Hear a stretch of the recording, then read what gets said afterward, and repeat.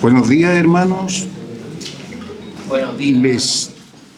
Les pido que puedan abrir sus Biblias en Segunda de Pedro, capítulo 1, y la palabra de Dios está hoy en el capítulo 1, del versículo 19 al 21.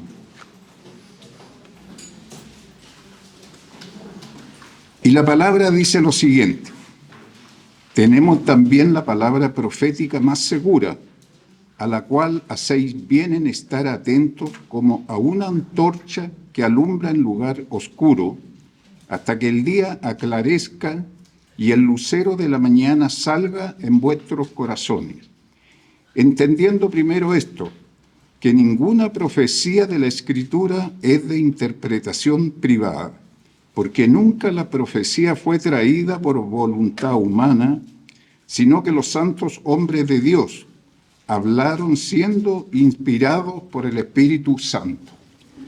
Muchas gracias, hermano Gamaliel, por esta lectura que nos sienta de base para la meditación de hoy día.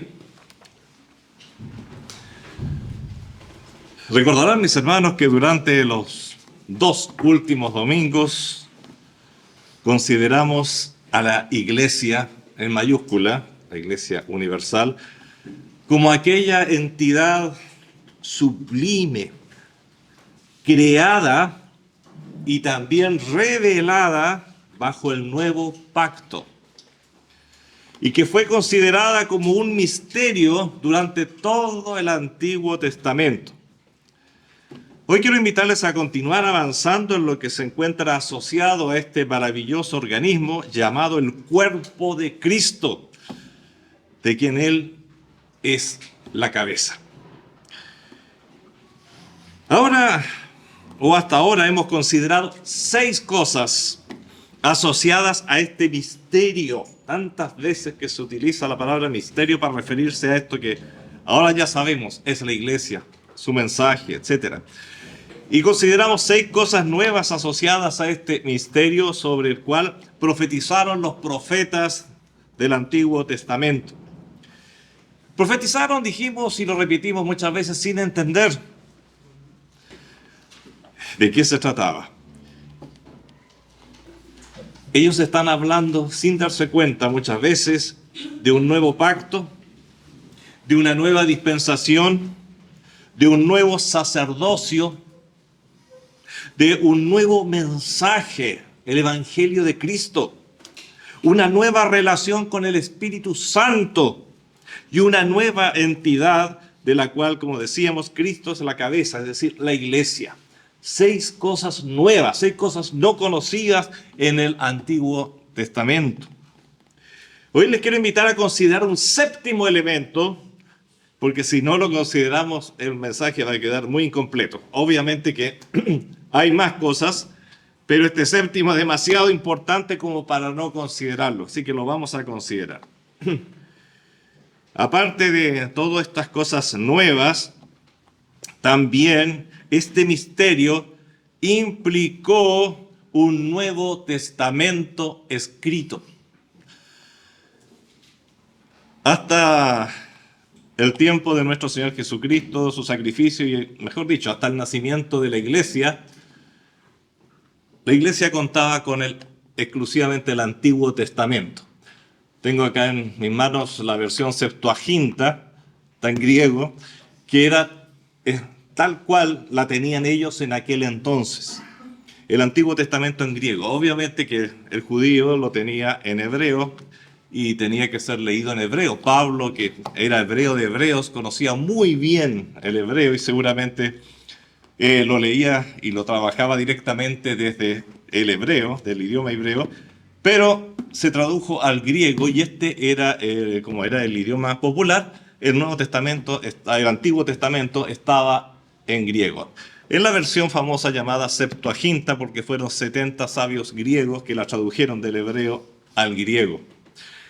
Así que estamos allí, pero ahora hay un nuevo cuerpo, un nuevo mensaje, un nuevo sacerdocio, muchas cosas nuevas, un nuevo pacto. Entonces nos quedamos cortos.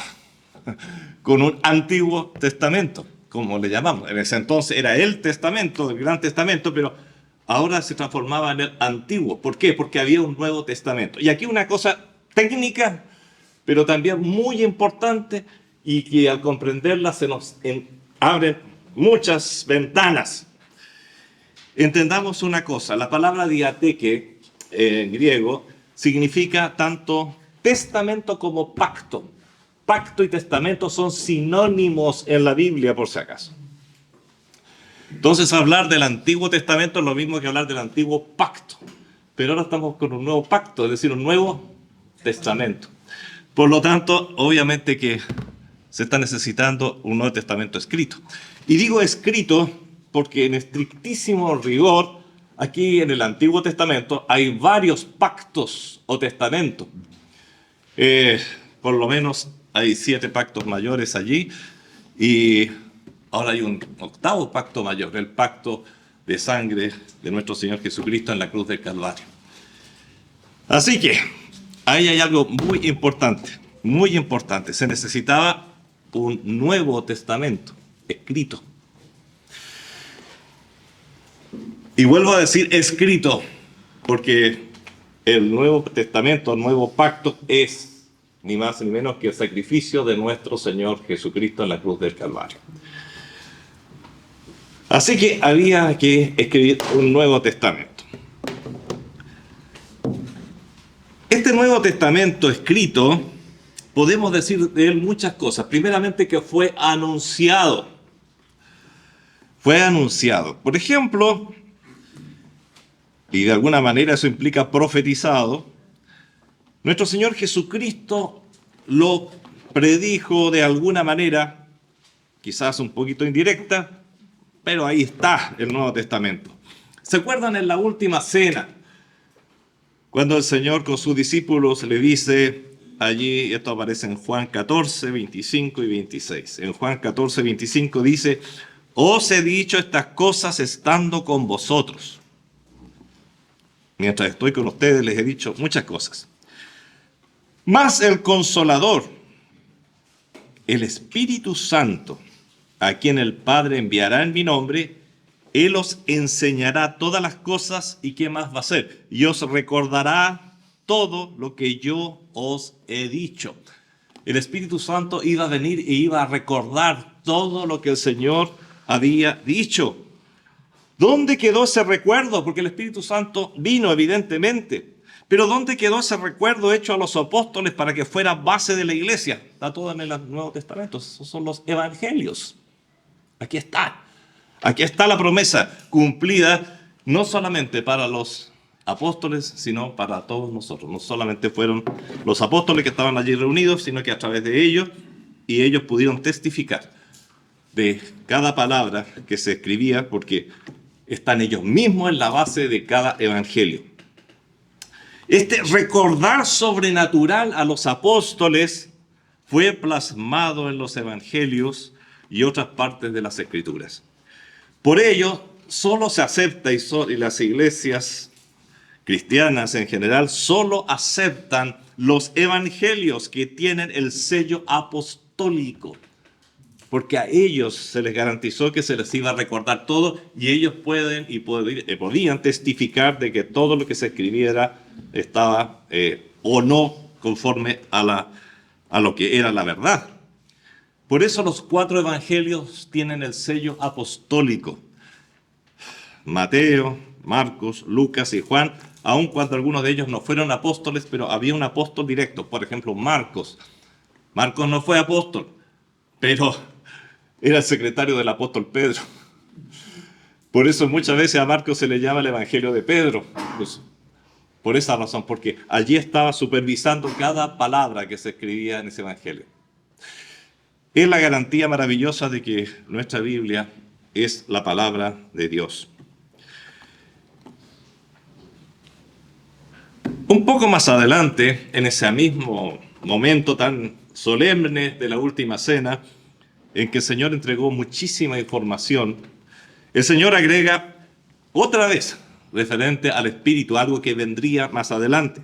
Pero cuando venga el Espíritu de verdad, Él os guiará a toda verdad, porque no hablará de su propia cuenta, sino que hablará todo lo que oyere y os hará saber las cosas que habrán de venir. Él me glorificará porque tomará de lo mío y os lo hará saber. Juan 16, 13 y 14. Es una ratificación de lo que había dicho ya el Señor antes. Solo que se agrega que no solo recordará las palabras del Señor Jesucristo, sino que también guiará a toda verdad y además os hará saber las cosas que habrán de venir. Es decir, la profecía que se encuentra hoy, ¿dónde? En el Nuevo Testamento. Más allá de las palabras proféticas que el mismo Señor Jesús dijo, porque Él ya dijo muchas palabras proféticas, pero aparte de esas hay muchas más que entregó el Espíritu Santo, reveló el Espíritu Santo a la iglesia. ¿Cuán pertinente resulta esta parte de estas palabras del Señor Jesucristo cuando mencionamos o recordamos, por ejemplo, las cartas a los tesalonicenses, donde se nos explica cómo será el arrebatamiento de la iglesia, cuál será el fin de la iglesia, cómo el Señor llevará a la iglesia? Eso no está revelado en el Antiguo Testamento. Necesitaba un Nuevo Testamento para revelar todas esas maravillas que vienen por delante. O el libro de Apocalipsis, cómo se proyecta hasta los cielos y la tierra nueva, incluso de alguna manera el Apocalipsis, así como otras porciones relacionadas con los tiempos postreros y nuestra futura relación con Cristo, fue ahí profetizada por nuestro Señor Jesucristo que se iba a escribir, que iba a quedar. Además, tenemos muchas otras palabras. La aseveración del Señor Jesucristo sobre sus propias palabras, cuando dice, instruyendo a sus discípulos, el cielo y la tierra pasarán, pero mis palabras no pasarán. Y esto está en Mateo 24:35, en Marcos 13:31, en Lucas 21:33, y llama la atención que son las mismas palabras, ni siquiera hubo pequeños cambios.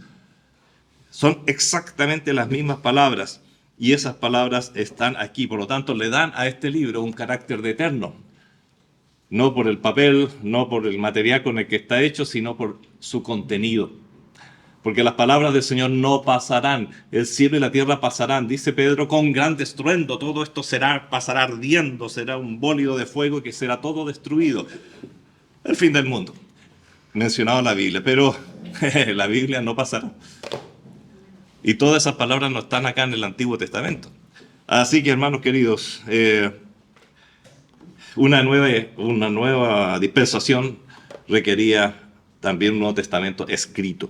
Y lo tenemos aquí.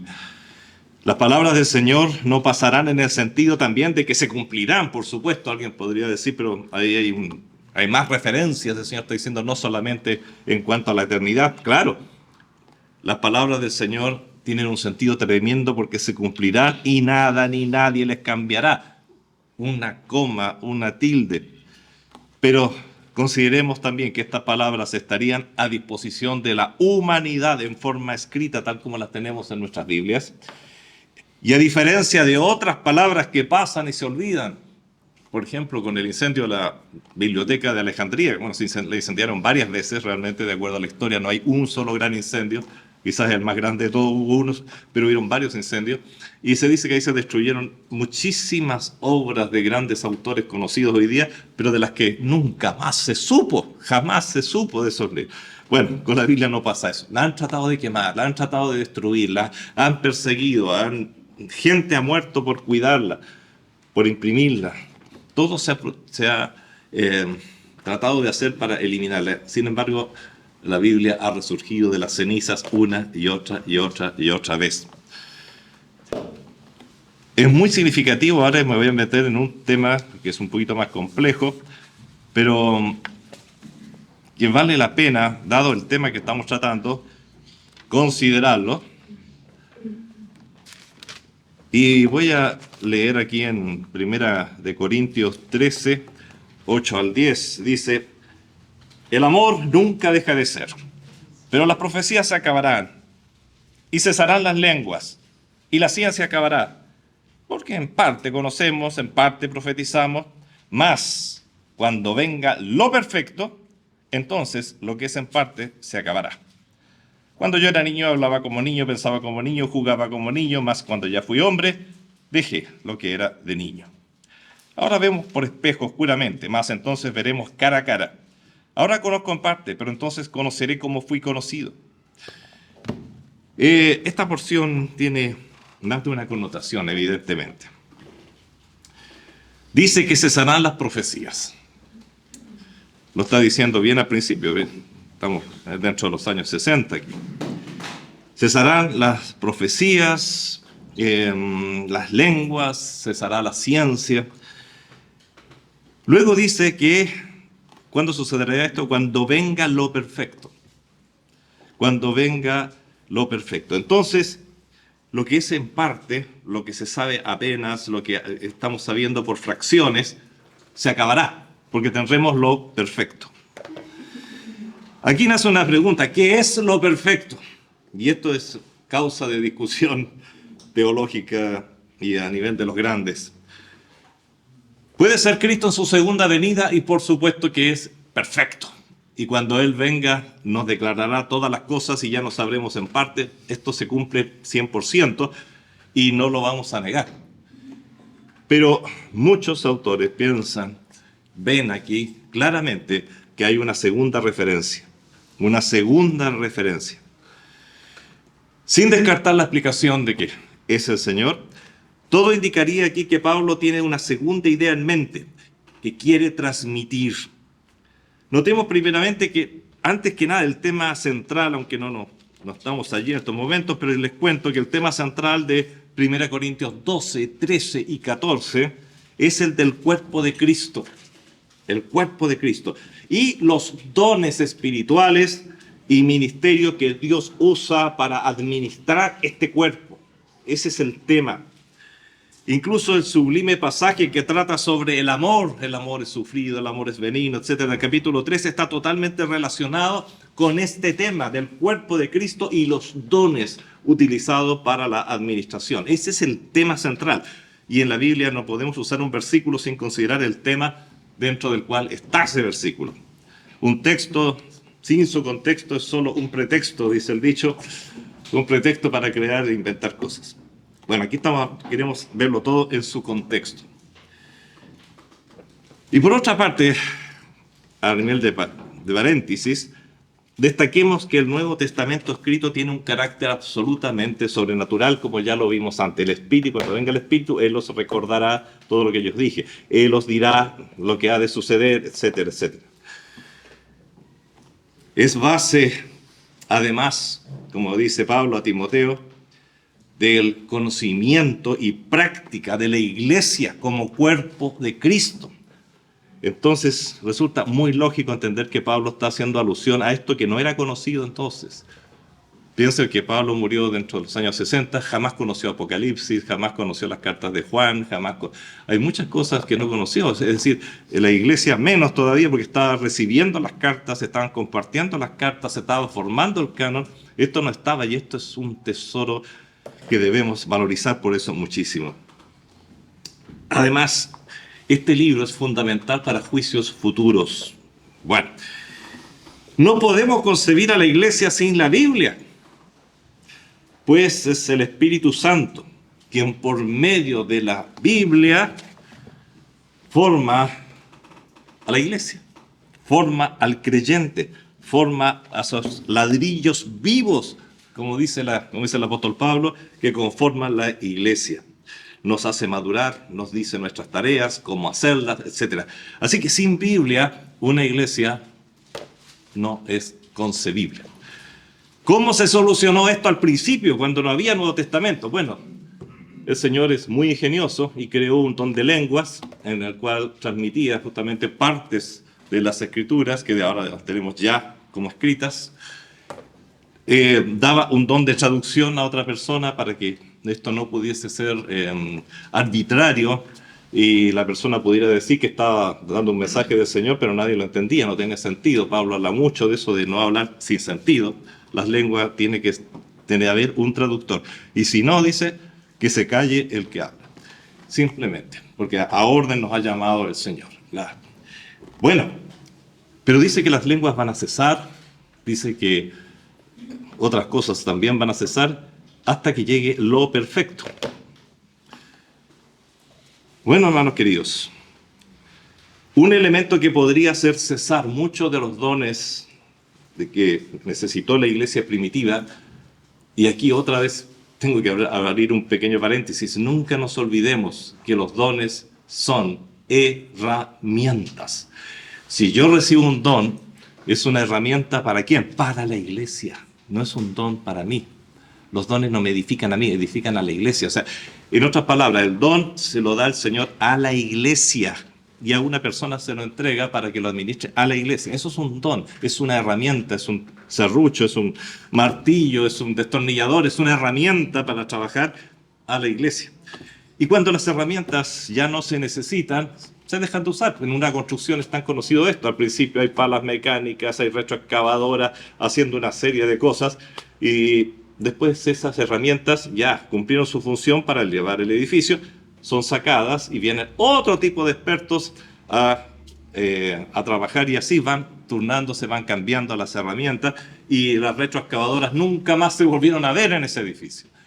Las herramientas de peso pesado, no, porque ya no corresponde. Bueno, la iglesia es un edificio que es formación y un cuerpo que tenía y necesitaba al principio ciertas herramientas porque especialmente no tenía esta.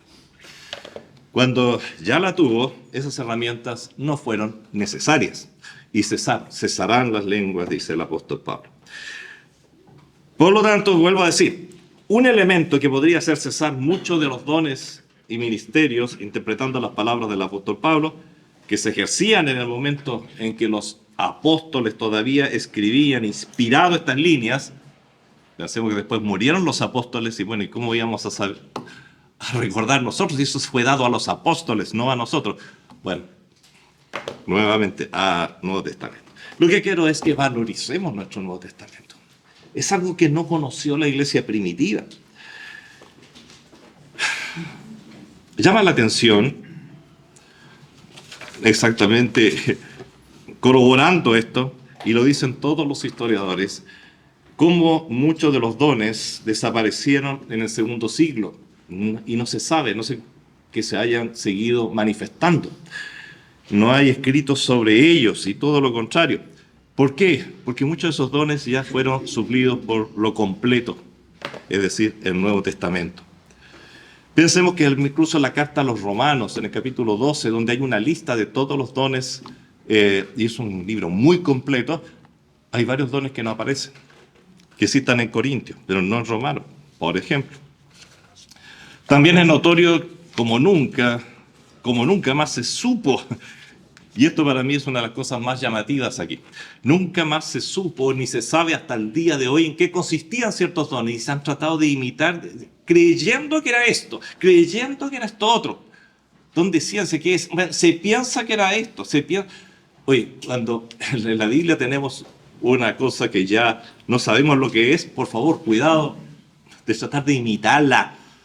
Y si no se sabe es porque ya no funciona, ya no es útil para la iglesia. Por algo no sabemos. Somos ignorantes. Hay muchos dones que no sabemos cómo eran, sinceramente.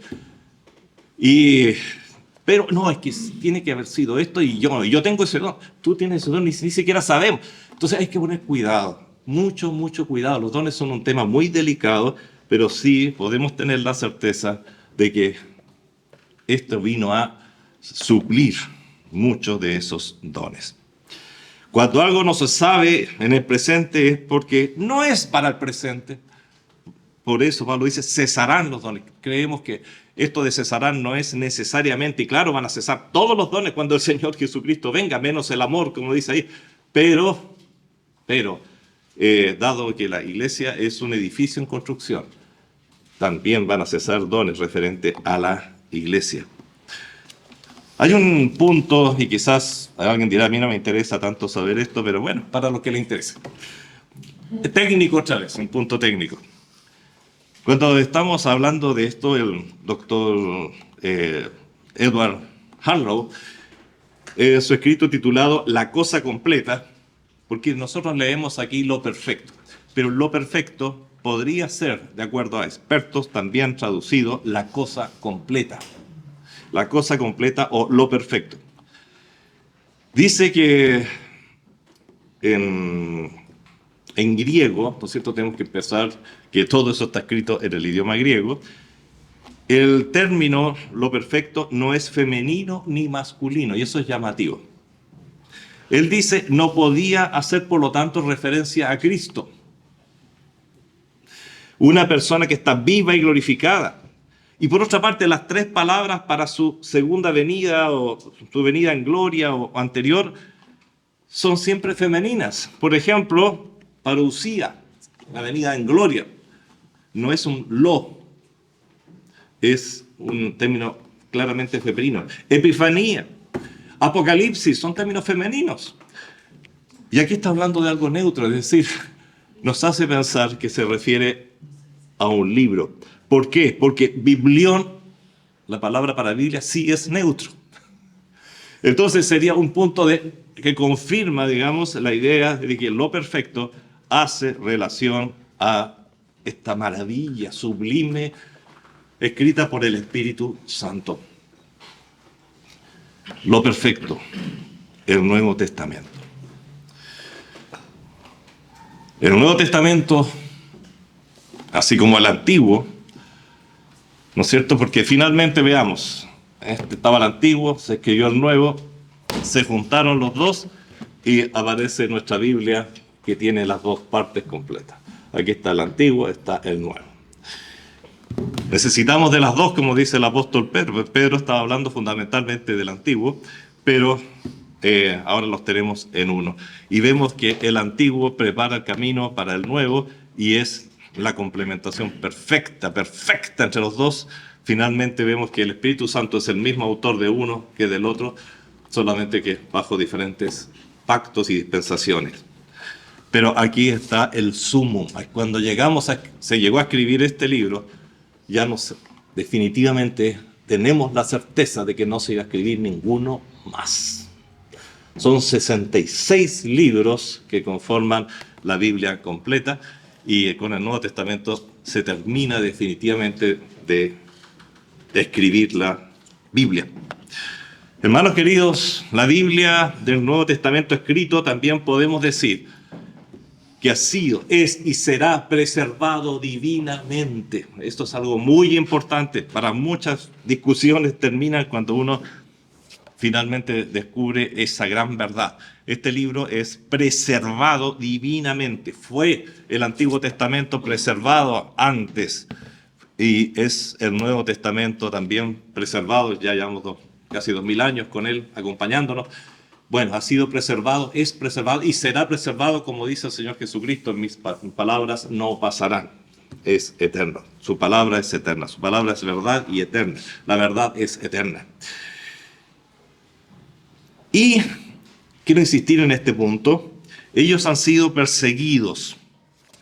Cada uno de estos libros en su momento y ahora la Biblia completa, que es la suma de los dos, ha sido perseguido a través del tiempo con la intención de eliminarnos de la tierra. No ha sido una persecución parcial, sino que tratar de erradicar la Biblia del planeta.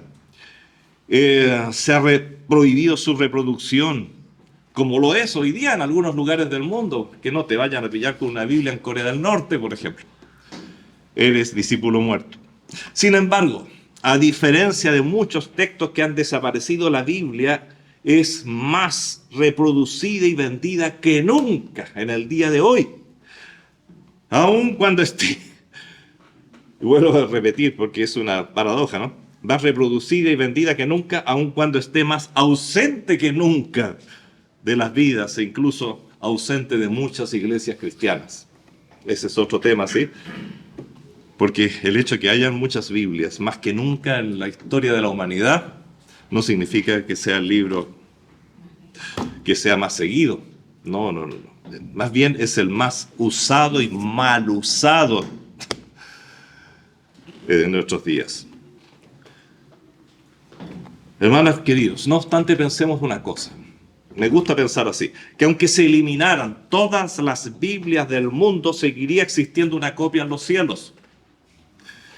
Pues por ella, por las Escrituras, por la Biblia, por el Antiguo y Nuevo Testamento, un día habrá juicio, será un elemento de juicio. Es el Señor Jesucristo que en Juan 12:48 dice, el que me rechaza y no recibe mis palabras, tiene quien le juzgue. Coma, punto y coma, la palabra que he hablado, este mismo libro lo va a juzgar. Yo lo dije, aquí está. Yo lo dije, aquí está. Ella le juzgará en el día postrero, así que es un elemento de juicio, por eso jamás va a desaparecer y por eso Satanás quiere hacerla desaparecer del mundo. Juan 12:48, qué versículo más interesante e importante. Por eso la Biblia es inextinguible, inextinguible porque es protegida divinamente. Es tanta la preocupación del cielo que por preservarla, que hacia el final de Apocalipsis se advierte lo siguiente, es decir, cuando se está diciendo estamos cerrando, no se escribirá nada más, se cerró la Biblia. Nada más, ni que no venga nadie a decir, pero el Espíritu me dijo, no, usted es un chamullento. No, pero yo supe algo, el Señor me reveló, chamullento. No, la Biblia se cerró, señor, señora. En Apocalipsis 22, 18, 19, referente a este libro con el que se cierra la Escritura, dice, yo testifico a todo aquel que oye las palabras de la profecía de este libro, si alguno añadiere a estas cosas, Dios traerá sobre él las plagas que están escritas en este libro. Y si alguno quitare de las palabras del libro de esta profecía, Dios quitará su parte del libro de la vida y de la santa ciudad y de las cosas que están escritas en este libro. Apocalipsis 22, 18 y 19. Oh, no te atrevas a decir que tienes una revelación nueva, por favor. No. Iluminación, sí, el Señor nos ilumina para poder entender su palabra, nos da luz, eso sí es importantísimo para entenderlo, pero revelación, nada. El apóstol Pablo, refiriéndose a todo lo dicho, y también está escrito en el Nuevo Testamento, a todo lo que se ha escrito y constituye la palabra de Dios, dice, mas si aún nosotros o un ángel del cielo os anunciare otro evangelio diferente del que os hemos anunciado, sea maldito, sea anatema. Gálatas 1:8, así que cualquier variación, sí, pero yo también supe del Señor. Oye, hay sectas falsas, y lo podemos decir en todo el sentido de la palabra y sin arrugarnos, falsas, porque dicen que tienen nuevas revelaciones y otros evangelios del Señor Jesucristo. Eso es falso.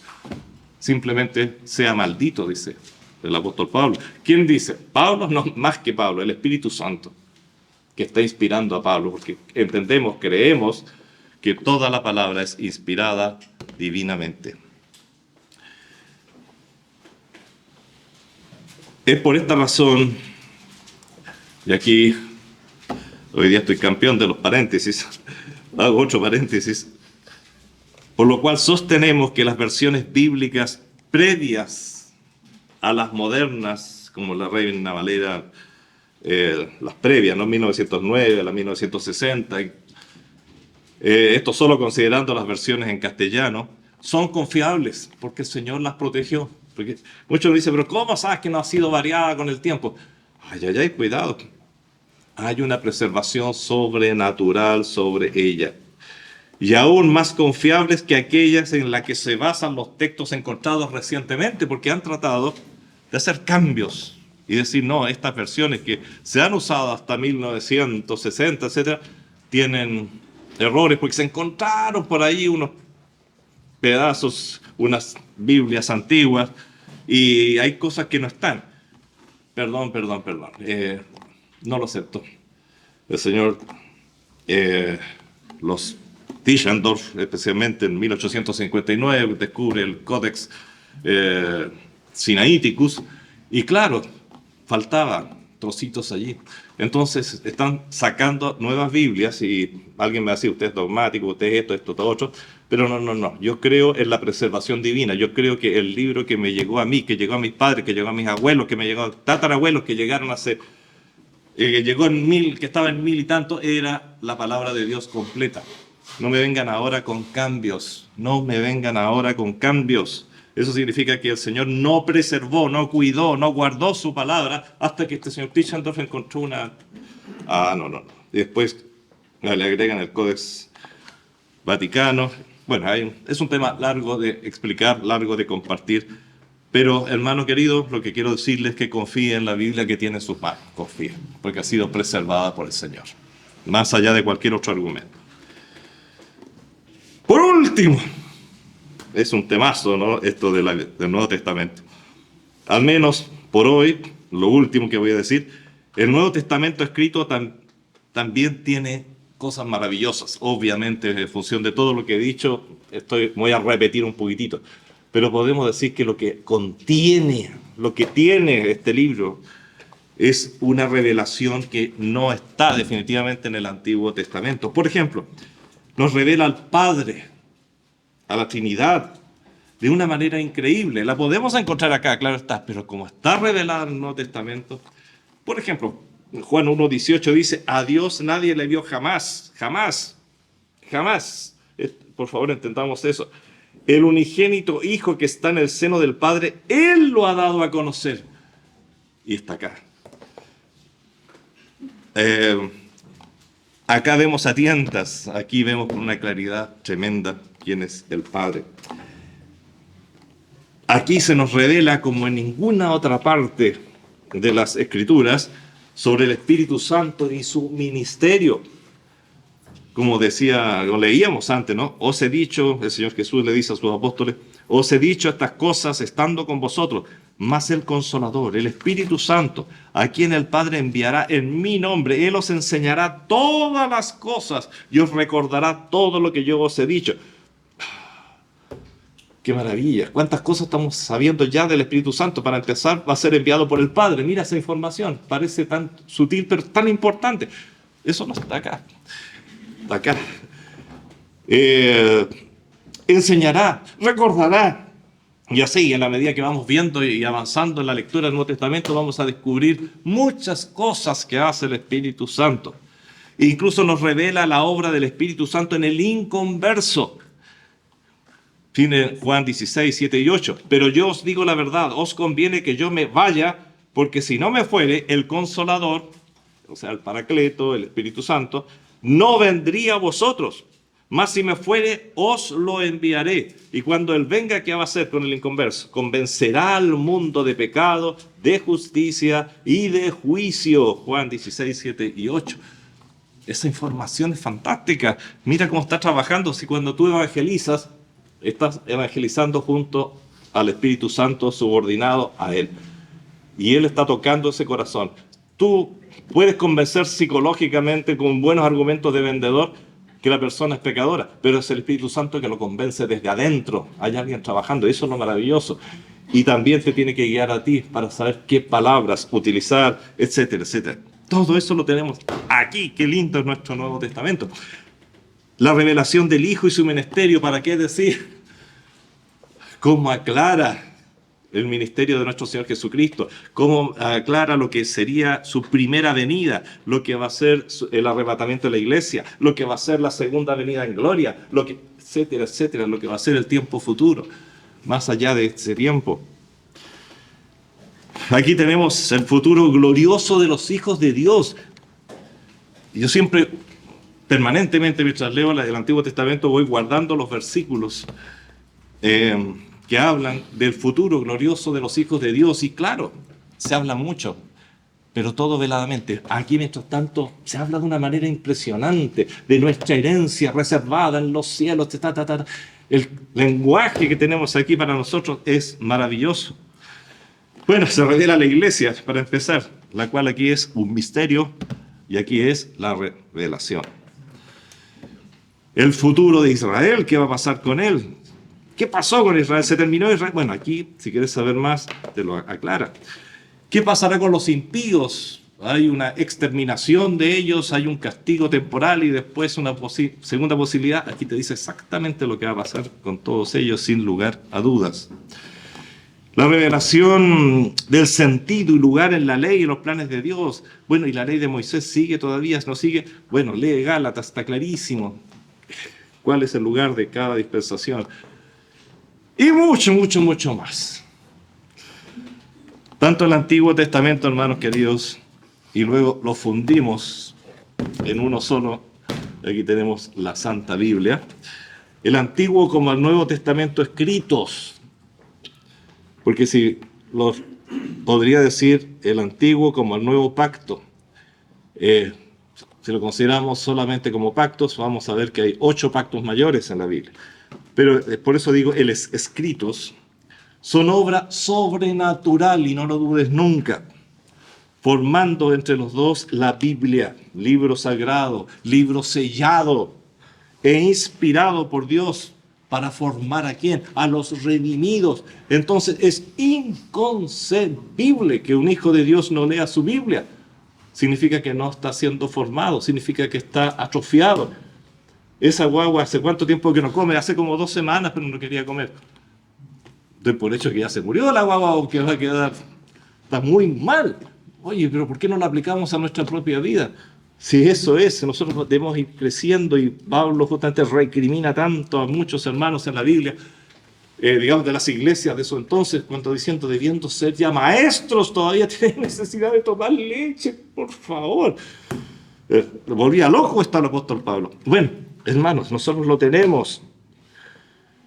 Cuán claras y contundentes son las palabras inspiradas del apóstol Pablo cuando le dice a Timoteo. Muy conocida esta porción, pero no siempre tomada en cuenta. Toda la Escritura, Antiguo y Nuevo Testamento, es inspirada por Dios, es decir, Dios mismo la dictó, Dios mismo la entregó, es una carta de Dios. ¿Y para qué sirve? Y útil para enseñar, para redarguir, es decir, para dar vuelta a tus argumentos negativos. Redarguir es invertir, ¿no es cierto? No, yo haz esto, otro, lo que pasa es que el Señor es malo. No, con la través de la Biblia, no es el Señor malo, soy yo el malo. Te va a hacer dar cuenta de la realidad, redarguir, corregir, instruir en justicia, y todo esto ¿para qué? El fin último, a fin de que el hombre de Dios sea perfecto. Si no lees tu Biblia, si no meditas, qué lejos estás de la perfección. Y lo que el Señor quiere es que vayas hacia la perfección, enteramente preparado para toda buena obra. 2 Timoteo 3, 16 y 17. Querido Padre Celestial, te damos gracias por tu palabra. Te damos gracias, Señor, por preservarla para nosotros. Te damos gracias por revelarnos, Señor, maravillas más allá de nuestra capacidad de comprensión muchas veces, Señor. Gracias, Padre Celestial. Y te pedimos que nos ayudes a valorizarla cada día más, para que también nosotros podamos utilizarla con poder, Señor, cuando compartamos de su plan maravilloso de salvación para la raza humana. Gracias, Padre, en el nombre de Jesús. Amén.